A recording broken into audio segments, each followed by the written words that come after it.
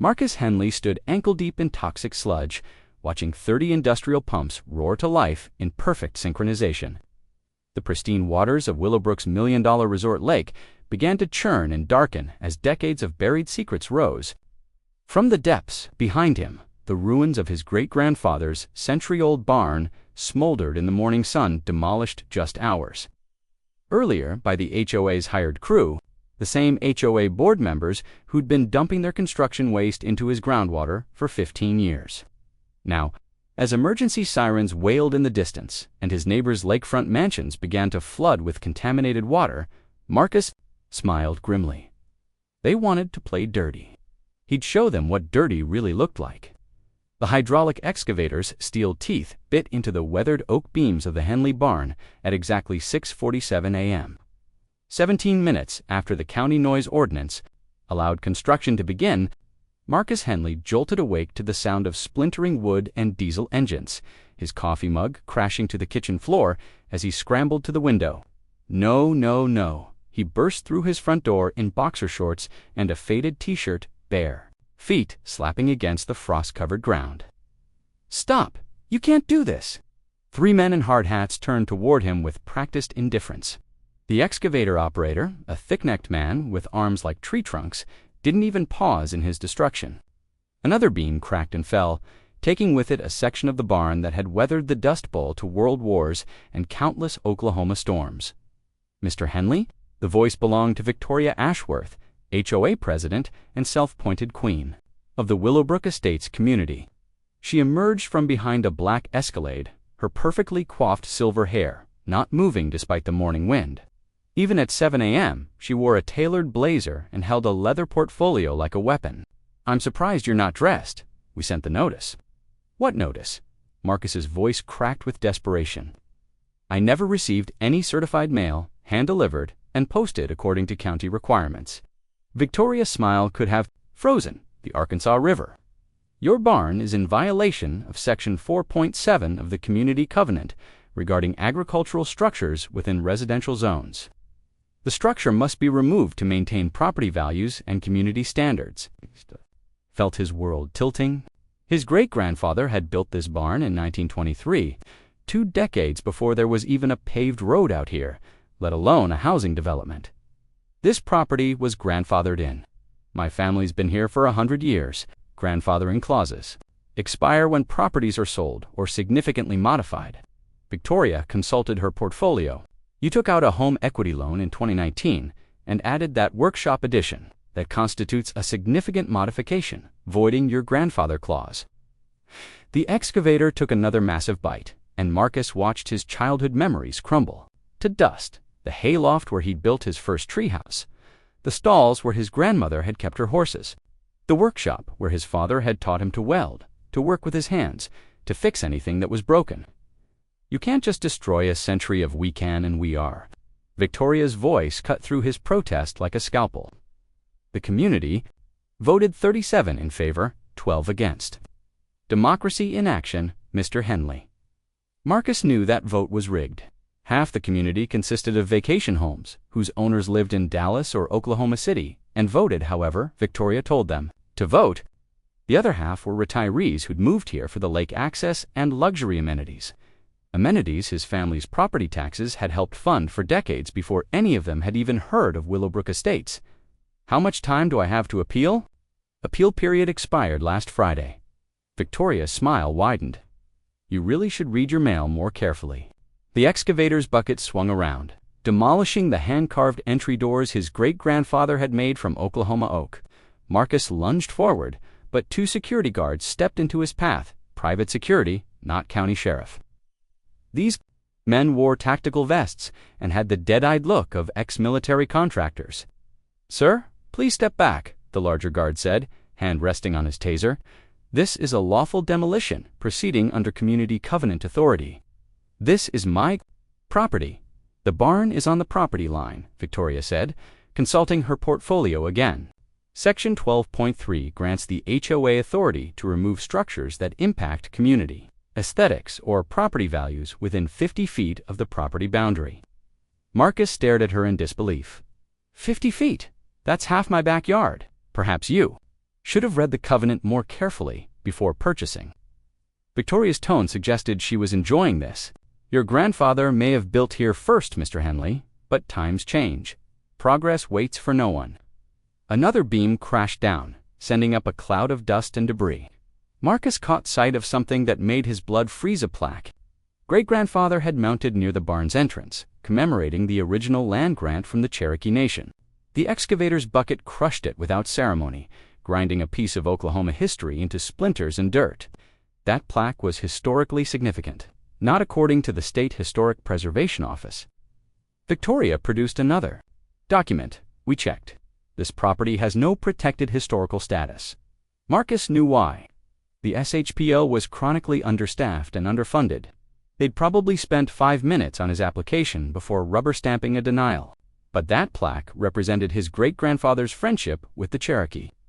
Families who'd lived here before the land runs, before oil money, before developers like Victoria Ashworth carved up the countryside into gated communities for rich retirees. The destruction continued with methodical efficiency. These weren't local contractors, they were professionals, brought in specifically for this job, the kind of crew that could level a structure and haul away the debris in a matter of hours, leaving barely a trace that anything had ever stood here. Why? Marcus asked, his voice barely audible over the machinery. Why are you doing this to me? Victoria stepped closer, and for the first time her mask slipped slightly. Because you don't belong here anymore, Mr. Henley. This community is about luxury, exclusivity, standards. Your little rural property with its chickens and vegetable garden and 100-year-old barnets, an eyesore. It reminds everyone that this used to be farmland, that it used to be ... common. The word hit Marcus like a physical blow, common, as if his family's century of stewardship, of working this land, of building something to last, was somehow lesser than these cookie-cutter mansions and artificial landscaping. My property values have tripled since we incorporated as an HOA, Victoria continued. Everyone's have, except yours. You're dragging down the whole neighborhood. Then why don't you just buy me out? Victoria's laugh was sharp as broken glass. Buy you out, Mr. Henley. You're sitting on prime lakefront property. Do you have any idea what this land is worth? Marcus felt a chill that had nothing to do with the morning air. What are you talking about? My property doesn't touch the lake. Not yet. Victoria's smile returned, colder than before. But the community is considering an expansion of the recreational facilities. Your property would be perfect for additional marina space, maybe a clubhouse addition. Of course, that would require eminent domain proceedings, which can be ... unpleasant, much better for everyone if you simply decided to sell voluntarily. The final piece clicked into place. This wasn't about community standards or property values. This was about a land grab. They wanted to push him out, force him to sell for pennies on the dollar, then develop his family's century-old homestead into another piece of their luxury playground. The excavator finished its work with a final thunderous crash, where his great-grandfather's barn had stood for nearly 100 years. There was now only a pile of splintered wood and twisted metal. The security guards were already loading the debris into industrial dumpsters, erasing the last physical evidence of his family's history. Cleanup will be completed by noon, Victoria said, checking her phone. We've also arranged for soil testing to ensure there's no environmental contamination from the old structure. Wouldn't want any nasty surprises affecting future development. Marcus stared at the destruction, feeling something dark and cold crystallizing in his chest. These people had destroyed his family's legacy with the casual efficiency of a business transaction. They'd stolen his history, ground it up, and hauled it away like garbage. But they'd made one crucial mistake. They assumed that Marcus Henley was just another obstacle to be removed, another problem to be solved with paperwork and legal maneuvering. They didn't know about his 20-year career as a hydrological engineer. They didn't know about the comprehensive groundwater surveys he'd conducted on this property. And they certainly didn't know what he'd discovered about where Willowbrook's pristine resort lake got its water end, what had been dumped into the aquifer that fed it. As Victoria's Escalade pulled away and the demolition crew finished loading their equipment, Marcus walked slowly back to his house.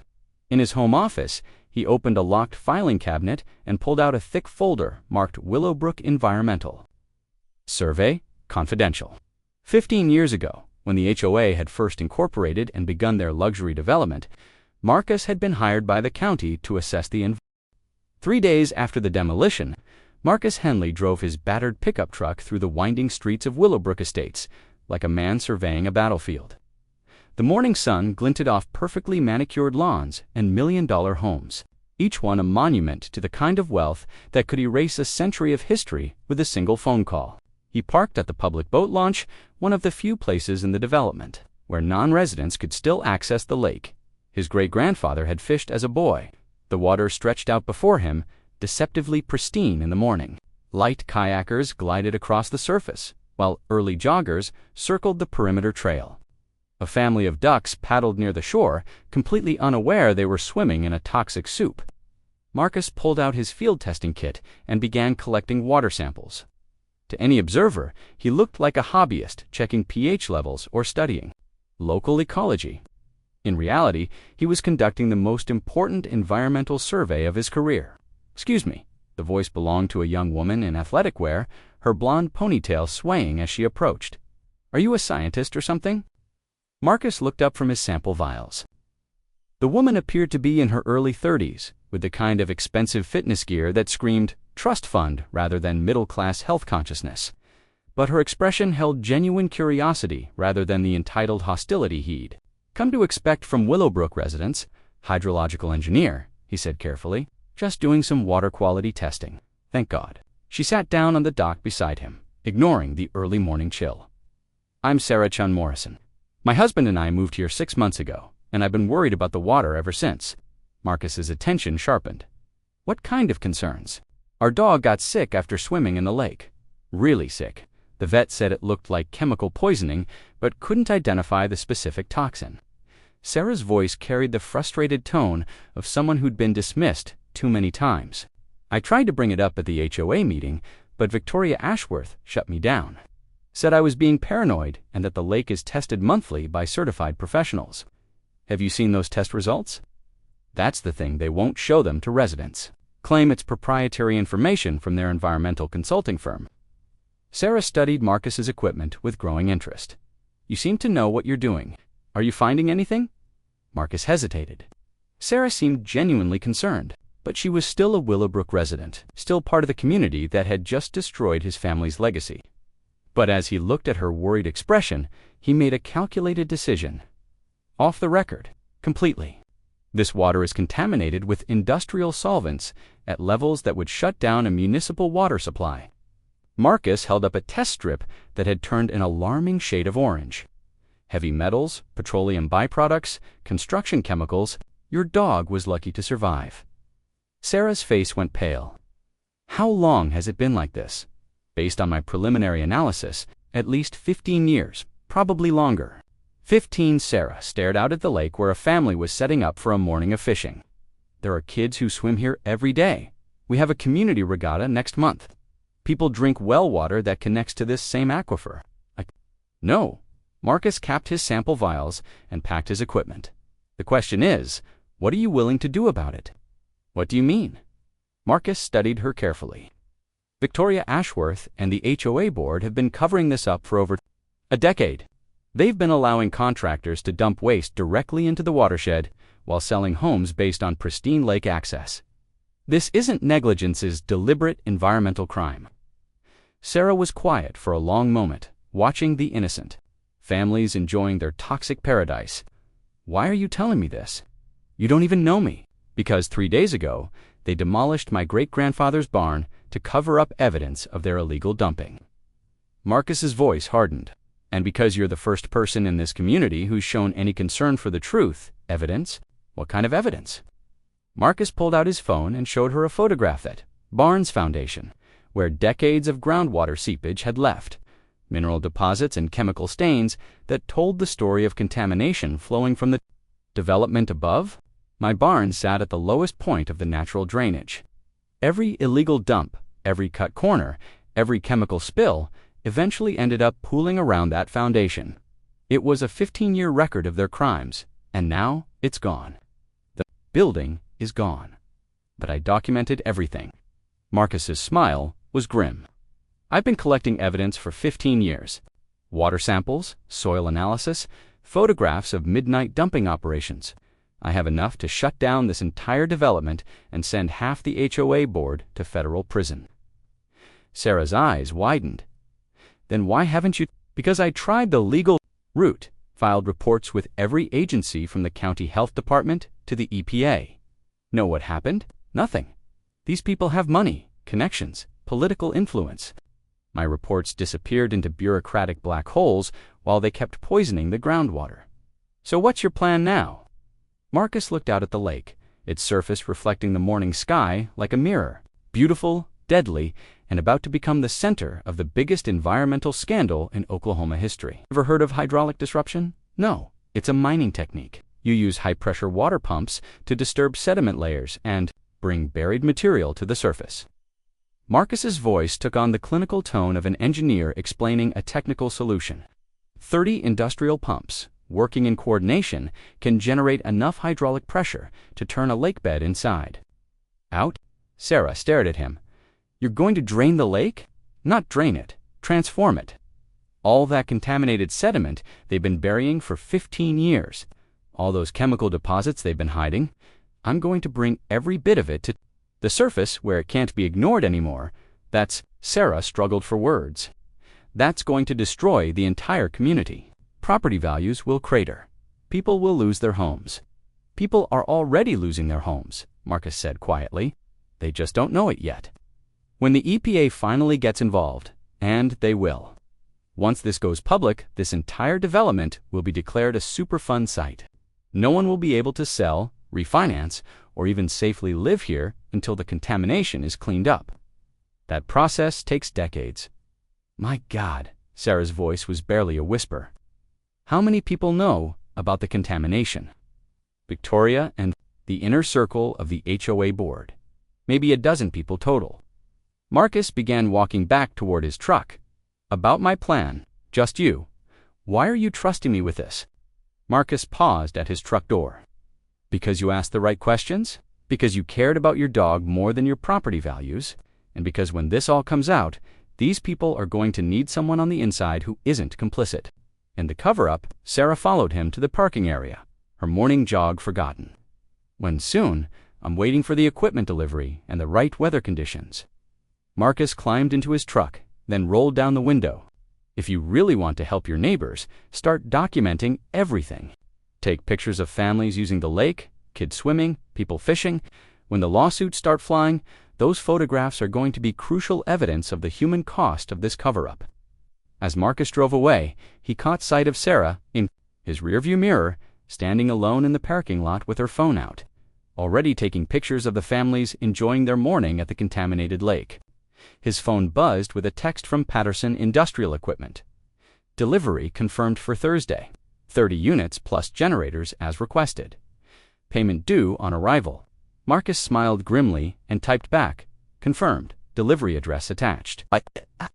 Thursday night, he would have 30 industrial pumps positioned around the lake's perimeter. By Friday morning, Willowbrook's dirty secrets would be floating on the surface for the whole world to see. But first, he had one more stop to make. Victoria Ashworth lived in the crown jewel of Willowbrook, a sprawling lakefront mansion with its own private dock and beach area.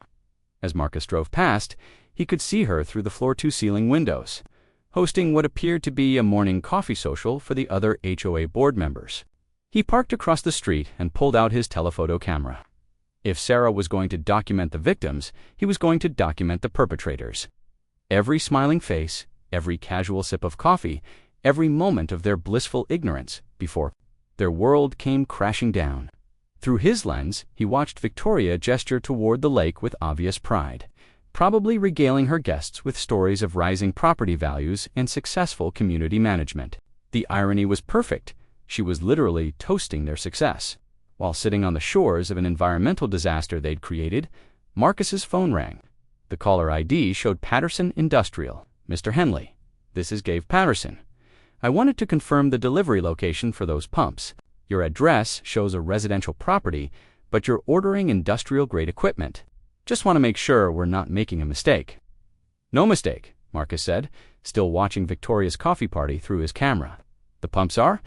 For a hydrological restoration project, community lake system, 30 pumps, seems like overkill for Thursday morning arrived with the kind of crisp October air that made Oklahoma lakes look like postcards.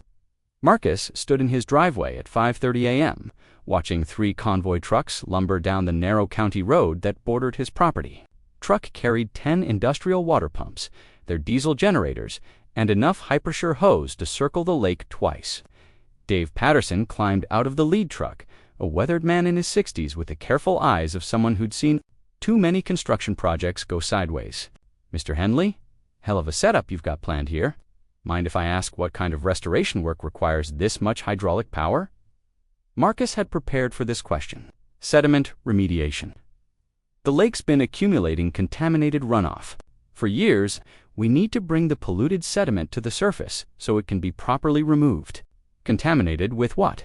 Industrial solvents, heavy metals, construction chemicals. Marcus gestured toward the lake, visible through the trees. The kind of contamination that requires federal oversight once it's documented. Patterson's expression shifted. In 30 years of industrial equipment rental, he'd learned to recognize the difference between legitimate remediation and something more complicated. "Mr. Henley, I've got to ask, do you have permits for this operation?" The permits will be irrelevant once the contamination is exposed. Marcus met his gaze steadily. "This is about public safety, Mr. Patterson. There are families swimming in that water every day."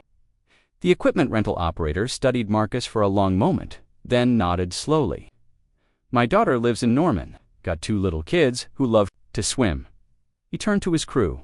"Let's get these pumps positioned."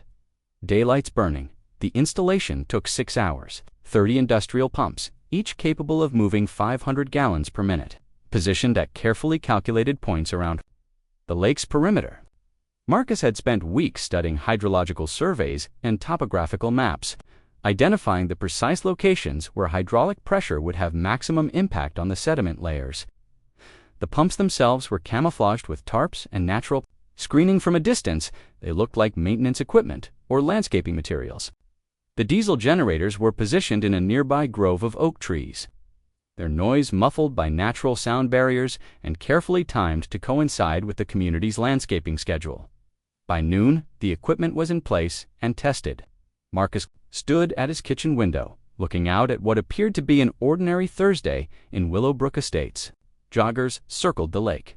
A groundskeeping crew was trimming hedges near the community center. Victoria Ashworth's gleaming Escalade was parked at the marina, probably for another HOA board meeting. None of them had any idea that 30 industrial pumps were now positioned around their pristine lake, waiting for a single command to transform their paradise into an environmental disaster zone. Marcus's phone buzzed with a text from Sarah. "HOA emergency meeting tonight, 7 p.m. Community Center. Topic: addressing unfounded rumors about water quality. Victoria's panicking." Marcus smiled grimly. Word was getting out, which meant his timeline had just accelerated. He typed back, "How many people know?" "Hard to say. I've been quietly asking neighbors about their pets' health, their well water quality. At least a dozen families have reported problems they never connected before. Dogs getting sick, skin, irritation after swimming, metallic taste in their tap water. Document everything: names, dates, symptoms. When this goes public, those testimonies will be crucial." Already on it, but Marcus Victoria's bringing in lawyers, and she's hired additional security. Something big is happening. Marcus felt his pulse quicken. Victoria was moving faster than he'd anticipated, which meant she knew more about his investigation than he'd realized, probably had him under surveillance, maybe even knew about the equipment delivery. He walked out to his property line and conducted a careful visual sweep. There a white sedan parked on the county road with a clear sight line to his house. 2 figures inside, one with binoculars aimed in his direction. They were watching him, which meant they knew something was coming, but they didn't know what, and more importantly, they didn't know when. Marcus pulled out his phone and called Dave Patterson. "I need to move up the timeline. Can your equipment be operational tonight?" "Tonight, Mr. Henley? That's not what we discussed." "My crew needs time too, Mr. Patterson. I'm about to expose a 15-year environmental cover-up that's poisoned an entire community. If I wait until tomorrow, there's a good chance this equipment will be confiscated by court order and the evidence will disappear forever. Silence on the other end of the line. Then, what time? Midnight. Can you have a technician on standby to help with the startup sequence? I'll be there myself. After ending the call, Marcus spent the afternoon making final preparations. He uploaded his complete evidence file to a secure cloud server, then created duplicate copies on encrypted drives. One copy went to a safety deposit box in Tulsa, another to his lawyer in Oklahoma City with instructions to release it to the media if anything happened to him. At 6 p.m., he loaded his truck with cameras, sample containers, and protective equipment. Tonight would be the most important documentation of his career, the moment when 15 years of hidden contamination finally came to light, as the sun set behind the lake, casting long shadows across the water. Marcus received a final text from Sarah. Emergency meeting was a disaster. Half the community is demanding answers about water quality. Victoria threatened legal action against anyone spreading malicious rumors. But here's the kicker, she announced. They're fast-tracking a complete lake restoration project, starting tomorrow morning. Marcus's blood ran cold. Victoria was planning to drain and refill the lake before he could expose the contamination. Probably had environmental contractors on standby to remove the contaminated sediment under cover of routine maintenance. By the time anyone could investigate, the evidence would be gone forever. He typed back quickly. What kind of restoration? Complete drainage for aesthetic improvements and infrastructure upgrades.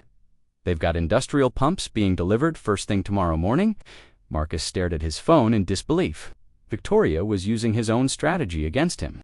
But with a crucial difference, she planned to remove the evidence while he planned to expose it. The race was on. At 11:30 p.m., Marcus met Dave Patterson at the equipment staging area. The older man arrived with a thermos of coffee and a grim expression. Mr. Henley, I've been thinking about this all day. If what you're saying is true, if this lake really is contaminated the way you claim, then what we're about to do is going to create one hell of a mess.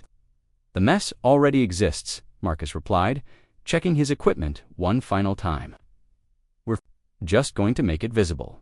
And if you're wrong, if this is just a property dispute that got out of hand, Marcus pulled out a water sample from that morning's testing. The liquid, a sickly yellow-green color even in the moonlight. Does this look like pristine lake water to you? Patterson studied the sample, then nodded slowly. Let's fire up these pumps. The startup sequence took 20 minutes. One by one, the diesel generators rumbled to life, their noise masked by the grove of oak trees and the late-night quiet of the sleeping community. The pumps engaged with a deep mechanical hum that vibrated through the ground. Marcus stood at the lake's edge, watching the first signs of hydraulic disruption. The water near the pump intakes began to churn and darken as decades of buried sediment started rising to the surface. What had been clear water under the moonlight was transforming into something that looked like chocolate milk. Jesus, Patterson whispered, staring at the expanding clouds of contaminated sediment. How long has this been down there? 15 years minimum. Marcus began taking photographs, his camera flash illuminating the growing contamination plume. Maybe longer. Every illegal dump, every cut corner, every chemical spill eventually settled into these sediment layers. The transformation accelerated as more pumps reached full power. The contaminated sediment wasn't just rising, it was spreading. By the lake's natural currents toward the marina, the swimming areas, the private docks of million-dollar homes. By 12:30 a.m., the lake looked like a toxic soup. The moonlight reflected off an oily sheen that covered nearly half the water's surface. The smell was indescribably industrial solvents mixed with rotting organic matter and something metallic. That made Marcus's eyes water even from 50 yards away. His phone buzzed with panicked texts from Sarah. Emergency vehicles heading toward the lake. Someone called 911 about a chemical spill. Victoria's on her way with half the HOA board. Marcus smiled grimly as he continued documenting the environmental disaster unfolding before him. In 30 minutes, 30 industrial pumps had accomplished what 15 years of bureaucratic channels couldn't aid, made the contamination impossible to ignore. Red and blue lights appeared in the distance, racing down the main road toward the lake. Fire trucks, hazmat units, county sheriff vehicles, Someone was about to get a very unpleasant surprise about their community's pristine water quality. Mr. Henley Patterson said quietly, "I hope you know what you've started here." Marcus looked out at the toxic lake, its surface now completely transformed from postcard perfection to environmental nightmare. The first fire truck arrived at 1:47 a.m., its red lights painting the contaminated lake surface in hellish shades of crimson. Chief Bobby Hernandez climbed out of the cab, took one look at the toxic soup that had been Willowbrook's crown jewel, and immediately called for hazmat backup. "Jesus Christ," he muttered into his radio. "We've got a major environmental incident at Willowbrook Lake. Water's completely contaminated. I can smell industrial chemicals from 100 yards out. Send everything we've got and call the state environmental response team." Marcus watched from his property line as emergency vehicles filled the lakefront area. Hazmat technicians in full protective gear were taking water samples, while fire department personnel established a safety perimeter around the entire lake. The pristine community was transforming into a disaster zone before his eyes. Victoria Ashworth's Escalade screeched into the marina parking lot at 2:15 a.m., followed by 3 other luxury vehicles carrying HOA board members. Even from a distance, Marcus could see Victoria's fury as she gestured wildly at the contaminated water. His phone buzzed with a text from Sarah. Victoria's losing her mind, screaming at the fire chief about sabotage and she wants the lake cordoned off until they can figure out who's responsible. Marcus smiled grimly. Victoria still thought this was about property damage that could be cleaned up and covered up. She had no idea that her 15-year secret was now floating on the surface for every environmental agency in Oklahoma to analyze. Chief Hernandez approached Victoria with the controlled patience of a man who dealt with entitled residents during emergencies before. Marcus was close enough to hear their conversation carry across the water. "Ma'am, I need you to step back from the contamination zone. This water is potentially hazardous." Hazardous, Victoria's voice pitched higher with each word. "This is vandalism. Someone deliberately sabotaged our lake. I demand you find out who's responsible and arrest them immediately." "Mrs. Ashworth, right now my concern is public safety. We've got industrial-grade contamination spread across 12 acres of water. This isn't vandalism, this is an environmental emergency. But the lake was fine yesterday, perfect condition." "Our water quality reports? Ma'am, I'm going to need to see those water quality reports, all of them." Going back as far as you have them, Marcus watched Victoria's face change as the implications hit her. The fire chief wasn't treating this as property damage, he was treating it as a potential public health crisis that would require full investigation and documentation. Dr. Amanda Rodriguez from the State Environmental Response Team arrived at 3:30 a.m., bringing with her a convoy of testing equipment and sampling specialists. Marcus had worked with Dr. Rodriguez 15 years ago when he'd first tried to report the contamination through official channels. She was thorough, incorruptible, and had a memory like a steel trap. He decided it was time to make his presence known. "Dr. Rodriguez," Marcus called out as he approached the command area they'd established near the marina. "Marcus Henley. We worked together on the Jenks River contamination case back in 2010. Dr. Rodriguez looked up from her tablet, her expression shifting from professional courtesy to genuine surprise. "Marcus, what are you doing here? Please don't tell me you live in this community? Born and raised? Family property goes back 100 years? Marcus gestured toward the contaminated lake. "I've been trying to get someone to investigate this. Contamination for 15 years. The environmental scientist's attention sharpened instantly. "You've known about contamination in this lake for 15 years. Not just known about it, documented it." Marcus pulled out a waterproof case containing sample vials and testing equipment. "I've got water samples, soil analysis, photographic evidence, and GPS coordinates of illegal dump sites going back to when this development first broke ground." Victoria, who had been arguing with Chief Hernandez about jurisdictional authority, spun around at the sound of Marcus's voice. Her face went white when she saw him talking to the state environmental team. "You," she said, her voice dropping to a dangerous whisper. "You did this. You sabotaged our lake." "I didn't sabotage anything," Marcus replied calmly. "I simply brought your contamination to the surface, where it could finally be properly investigated."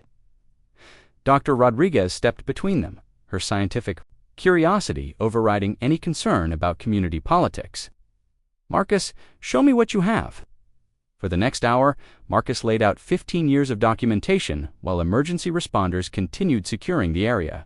Water samples that showed escalating contamination levels, photographs of midnight dumping operations, soil tests that revealed the extent of groundwater pollution, GPS data pinpointing every illegal waste site. My God! As she reviewed the chemical analysis reports, benzene, toluene, heavy metals, petroleum byproducts, this isn't just contamination. This is systematic environmental crime. How did this never reach our office? It did. Marcus pulled out copies of his original reports, complete with certified mail receipts and follow-up correspondence. I filed official complaints in 2010, 2013, 2016, and 2019. Every report disappeared into bureaucratic limbo. Dr. Rodriguez's expression darkened as she recognized several report numbers from her own files. These reports were marked as unfounded or insufficient evidence by my predecessor's office, but this documentation is extensive and professionally conducted. There's no way these should have been dismissed, unless someone with political connections made them disappear, Marcus suggested quietly. Before Dr. Rodriguez could respond, Victoria Ashworth stalked over with two men in expensive suits. By the look of them, probably rousted out of bed by emergency phone calls. Dr. Rodriguez, I'm Victoria Ashworth, president of the Willowbrook HOA. These gentlemen represent our legal counsel. We need to discuss the jurisdictional issues around this incident. There are no jurisdictional issues, Dr. Rodriguez replied without looking up from Marcus's documentation. Environmental contamination of this magnitude falls under state and federal authority. Your community is now a potential Superfund site. The words hit the assembled HOA board members like a physical blow. Superfund site, the designation, would make their properties virtually worthless and potentially uninhabitable for decades. That's impossible, one of the lawyers said quickly. Our environmental consultants have conducted regular testing. The lake has always been within acceptable parameters. Then you'll have no problem providing those test results for independent verification, Dr. Rodriguez said. I'll need all water quality reports going back 15 years, along with the names and credentials of the consulting firms that conducted the testing. Marcus watched Victoria's face as she realized the trap closing around her. Her fictional test results and non-existent environmental consultants were about to be exposed under federal scrutiny. Furthermore, Dr. Rodriguez continued, based on Mr. Henley's documentation, we'll be conducting a full investigation into the regulatory failures that allowed this contamination to persist unreported for over a decade. Someone in the State Environmental Office was either grossly negligent or deliberately complicit in covering up these violations. At 4:30 a.m., as the sun began to rise over the contaminated lake, Marcus received a text from Sarah. Around the lake are waking up to the smell. People are panicking. Emergency HOA meeting called for 8 a.m. Victoria's telling everyone it's a temporary chemical spill that will be cleaned up by the weekend. Marcus showed the text to Dr. Rodriguez, who shook her head in disbelief. Temporary spill. This contamination has been building for 15 years. The cleanup process will take decades and cost tens of millions of dollars. She looked out at the toxic lake, its surface now covered with an oily film that reflected the morning light in unnatural colors. These people have no idea what they're facing. By 6 a.m., news vans were arriving from Tulsa and Oklahoma City. Someone had leaked the story to the media, probably one of the emergency responders, who recognized the magnitude of the environmental disaster. Marcus watched reporters setting up their equipment with grim satisfaction. Victoria's carefully constructed world of lakefront luxury was about to be exposed to the entire state. The final piece of Marcus's revenge was falling into place. He'd spent 15 years documenting the evidence, 3 days positioning the equipment, and 1 night bringing the truth to the surface. Now the legal system that had failed him for so long would be forced to act. Dr. Rodriguez approached him as he packed up his testing equipment. Marcus, I owe you an apology. Your reports should never have been dismissed. If we'd acted on your documentation years ago, we could have prevented this environmental disaster. The disaster was already happening, Marcus replied, watching Victoria argue with reporters near the marina. I just made it visible. As he walked back toward his truck, Marcus felt a strange sense of completion. His great-grandfather's barn was gone, destroyed by people who valued profit over history. But the land itself, the contaminated soil, the poisoned groundwater, the toxic lake would tell its own story now. A story that couldn't be demolished, covered up, or bought off. His phone rang. The caller ID showed a number he didn't recognize. "Mr. Henley, this is Janet Morrison from the EPA's criminal." The emergency HOA meeting at 8 a.m. Friday morning was unlike anything in Willowbrook's history. The community center overflowed with angry residents. Their million-dollar lakefront dreams transformed overnight into a toxic nightmare. News cameras lined the back wall, while EPA investigators sat in the front row, taking notes on everything. Marcus arrived early, positioning himself where he could observe Victoria's performance without being immediately noticed. She stood at the podium in a perfectly pressed business suit, but her usual composed arrogance had cracked. Dark circles under her eyes suggested she hadn't slept, and her hands trembled slightly as she shuffled through prepared talking points. "Ladies and gentlemen," Victoria began, her voice strained but still carrying traces of her commanding tone. "We're dealing with an act of environmental terrorism committed by a disgruntled former resident with a personal vendetta against our community." The crowd erupted in angry shouts. Marcus recognized many faces from his years as a neighbor, people who'd attended his grandfather's funeral, borrowed tools during emergencies, shared Christmas cookies and summer barbecues. Now they stared at Victoria with the fury of people who'd discovered they'd been poisoned for profit. Terrorism. Sarah Chun Morrison stood up in the third row, her voice cutting through the chaos. "Victoria, my dog nearly died from swimming in that lake.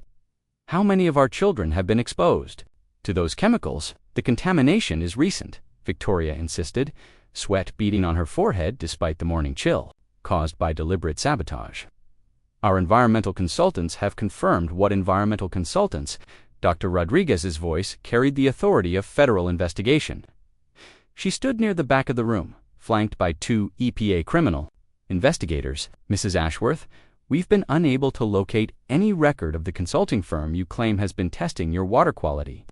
The room fell silent, except for the clicking of news cameras. Victoria's face went pale as she realized her fabricated cover story was unraveling in front of the entire community and the media. "The records are being compiled by our legal team."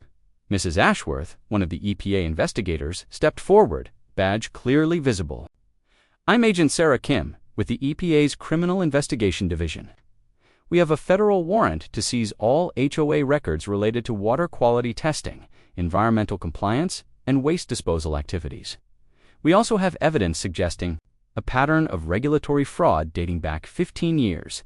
The crowd's angry murmur shifted to shocked silence. Federal criminal investigation meant this wasn't just about property values anymore. People were going to prison. Marcus watched Victoria's carefully constructed world collapse in real time. Her board members were already distancing themselves, literally moving their chairs away from the podium. The lawyers she'd brought were frantically whispering among themselves, probably calculating how quickly they could withdraw from representation. Furthermore, Agent Kim continued, "We're issuing immediate health advisories for all residents. No one should consume well water without professional testing. No recreational contact with the lake until full remediation is complete. And all construction activities in the development are suspended pending environmental assessment." This is insane. Victoria's composure finally shattered completely. One man with a grudge cannot destroy an entire community. "Marcus Henley is a disgruntled employee who Mrs. Ashworth," Dr. Rodriguez interrupted. "Mr. Henley is a licensed hydrological engineer whose documentation has been verified by 3 independent laboratories. His evidence shows systematic environmental crimes that your organization has been covering up for over a decade."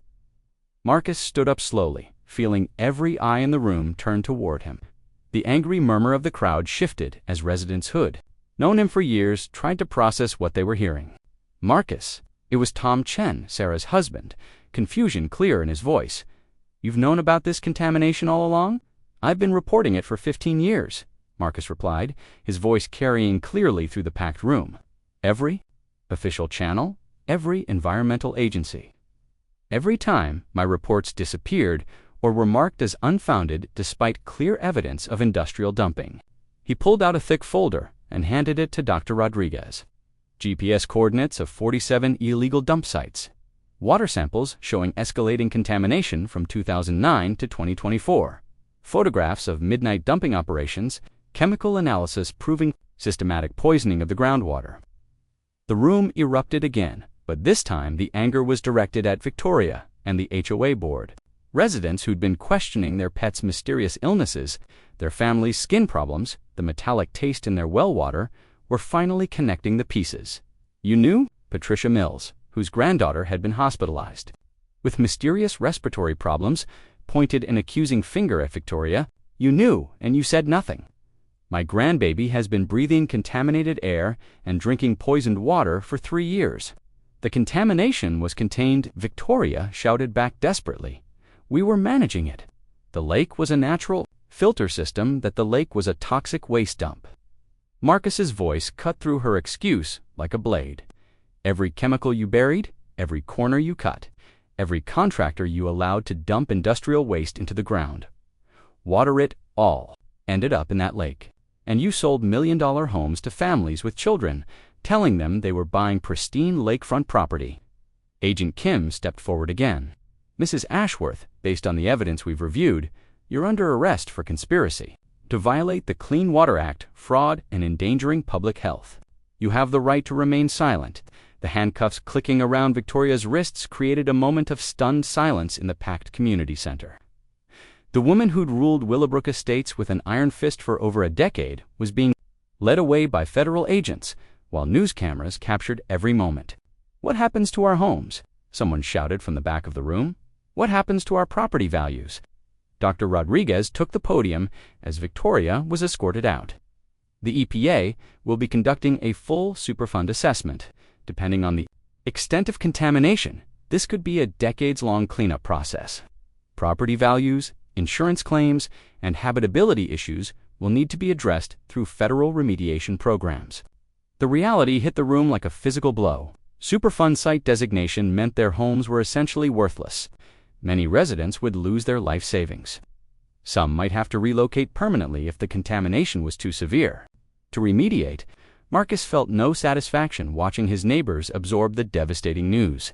These people weren't the enemy, they were victims of Victoria's greed and corruption, just like he was. The difference was that his family had been here long enough to remember when the land was clean. As the meeting dissolved into smaller groups of residents desperately trying to understand their options, Sarah Chun Morrison approached Marcus with tears in her eyes. Marcus, I'm so sorry. We all are. We moved here because we thought it was paradise, but we never knew. We never asked the right questions. It wasn't your job to ask those questions, Marcus replied quietly. It was the environmental agency's job to investigate when I reported the contamination. It was the HOA's job to protect residents instead of covering up crimes. You were just families looking for a nice place to live. What happens now? To all of us. Marcus looked out the community center windows toward the lake, where hazmat teams were still taking samples from the toxic water. Now you organize, get lawyers, document every health problem, every expense, every loss. The EPA will eventually clean up the contamination, but the legal battle for compensation is just beginning. And Victoria's going to federal prison, along with anyone else who was involved in the cover-up. Marcus's voice carried the grim satisfaction of 15 years of frustration finally resolved. The FBI is already tracing financial records, looking for bribes and kickbacks that kept my reports buried. This scandal is going to reach into state, environmental agencies, maybe even federal offices. As Marcus walked to his truck, Agent Kim approached him with a business card. Mr. Henley, the EPA is recommending you for a federal whistleblower award. Your persistence in documenting this contamination despite bureaucratic obstruction probably saved lives. Marcus pocketed the card without looking at it. Awards couldn't bring back his great-grandfather's barn or the decades of family history Victoria had destroyed, but they might help other communities avoid the same environmental crimes.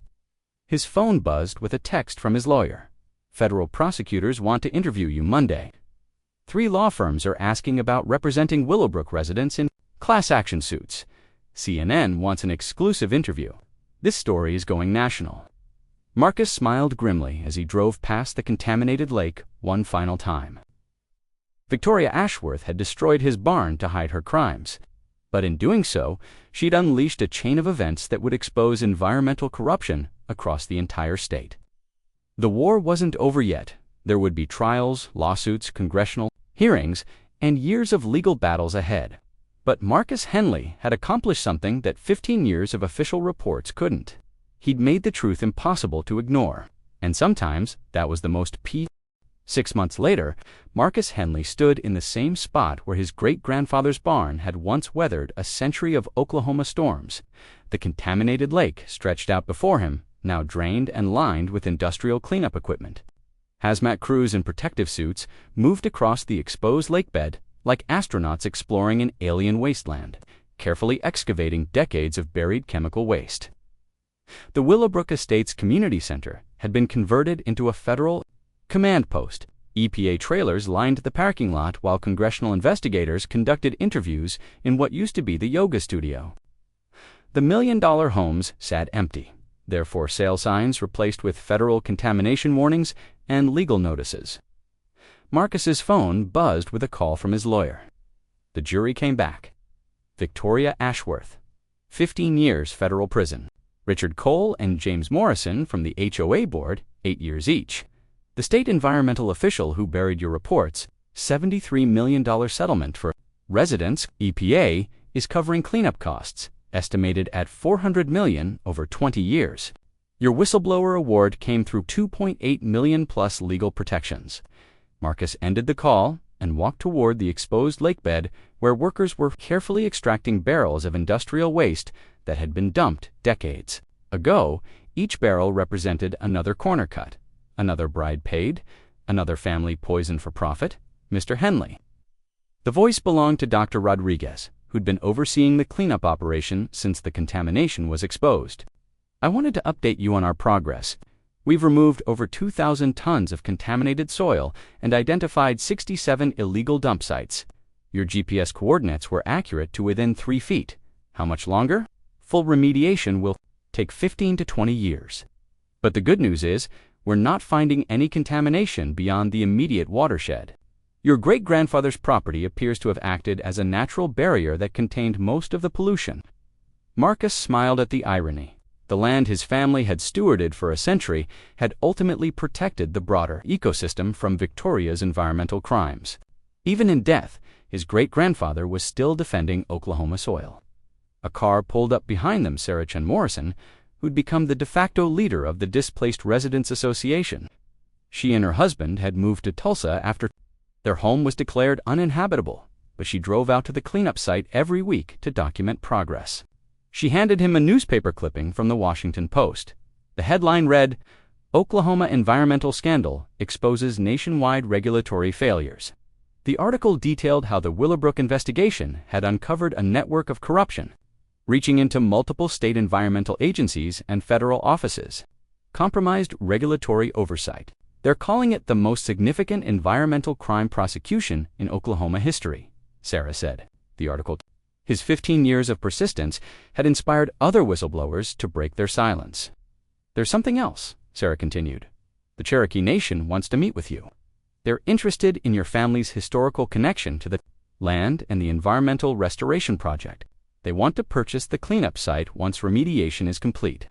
Turn it into a cultural and environmental education center, a place where people can learn about both the historical significance of the land and the importance of environmental protection. The idea resonated deeply with Marcus. His great-grandfather had always talked about the Cherokee families who'd lived here before the land runs, how they'd managed the ecosystem for generations without poisoning it. A partnership with the Cherokee Nation would restore not just the environment, but the historical memory Victoria had tried to erase. They also want to rebuild the barn, Sarah added, as close to the original design as possible, using traditional construction methods and materials from the period. It would serve as the centerpiece of the education center. Marcus felt emotion tighten his throat. Victoria had destroyed his great-grandfather's barn to hide her crimes. But those crimes had ultimately led to something even more meaningful: permanent memorial to environmental stewardship and historical preservation. His phone rang again. This time, the caller ID showed CNN. Mr. Henley, this is Rebecca Martinez from CNN's investigative unit. We're doing a follow-up story on Willowbrook and its impact on environmental policy. I understand Congress is considering legislation inspired by your case, the Environmental Whistleblower Protection Act, Marcus confirmed. Would you be willing to testify before Congress about your experience? Marcus looked out at the cleanup operation, where workers were carefully restoring soil that had been poisoned for decades. Yes, if it prevents other communities from going through what Willowbrook experienced. After ending the call, Marcus walked to the edge of his property, where the barn's foundation stones still marked the corners of his great-grandfather's legacy. Construction crews would begin rebuilding next month, using the original blueprints his family had preserved and traditional materials sourced from Cherokee Nation craftsmen. But the new barn would be different, and one crucial wit would house an environmental monitoring station, equipped with real-time sensors that would alert authorities to any contamination within minutes rather than years. The Cherokee Nation had insisted on this feature, viewing environmental protection as a sacred responsibility to future generations. Sarah joined him at the foundation stones. Any regrets about how it all played out? Marcus considered the question carefully. The contamination had destroyed property values, displaced dozens of families, and required hundreds of millions of dollars to clean up. Victoria and her co-conspirators were in federal prison, but their crimes had caused immeasurable suffering. Yet, without his dramatic action that October night, the contamination would have continued for decades. More families would have been poisoned. More children would have suffered mysterious illnesses. The corruption would have spread to other communities, other states. No regrets, he said finally. Victoria forced my hand when she destroyed the barn. Everything that followed was just the natural consequence of bringing hidden truth to the surface. The rebuilt barn housed interactive exhibits about water quality monitoring, sustainable land management, and the historical partnership between Cherokee and pioneer families. Outside, the former lake had been transformed into a series of constructed wetlands that naturally filtered any remaining contamination while providing habitat for native wildlife. The million-dollar mansions were gone, replaced by educational facilities and research stations where university students studied environmental restoration techniques. Victoria Ashworth's luxury development had become a living laboratory for healing poisoned land. As Marcus watched children learn about the importance of protecting water resources, he thought about his great-grandfather's simple wisdom. Take care of the land, and the land will take care of you. It had taken a century, a devastating environmental crime, and a dramatic act of exposure to prove that truth. The barn was gone and rebuilt. The lake was drained and restored. The community was displaced and renewed, but the land itself endured, cleaner now than it had been in decades, protected by federal oversight and Cherokee wisdom that would outlast any housing development. Marcus Henley had lost his family's barn, but he'd gained something more valuable, the knowledge that sometimes the most powerful way to preserve the past is to courageously expose the truth about the present.